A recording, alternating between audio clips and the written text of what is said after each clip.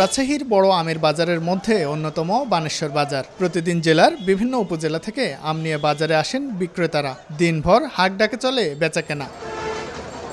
কয়েকদিন আগেও আমের এই বাজার জমজমাট থাকলেও ঈদের ছুটিতে কমেছে ক্রেতা বিক্রেতার উপস্থিতি।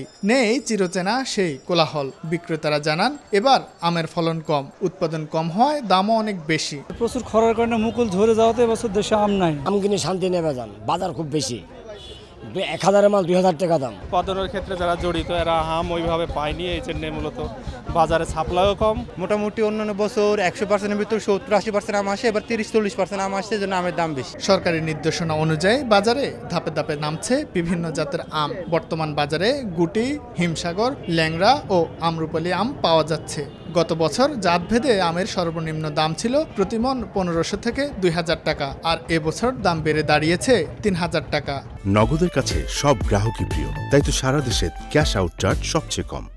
আমের পাটে থাকবে, কিন্তু থাকার পরও কিন্তু আমের সংখ্যাটা কম। লোকনা বিক্রি করছি 600-700, এবার লোকনা 1700-1800। বিক্রেতা কম এখন, কারণ বাজারে মালও নাই, ব্যবসায়িকও নাই। কৃষি বিভাগের তথ্যমতে এবছর রাজশাহীর 19,602 হেক্টর আয়তনের বাগানে আমের উৎপাদন লক্ষ্যমাত্রা ধরা হয়েছে 2,60,315 মেট্রিক টন। শাহিন আলম, সময় সংবাদ, রাজশাহী।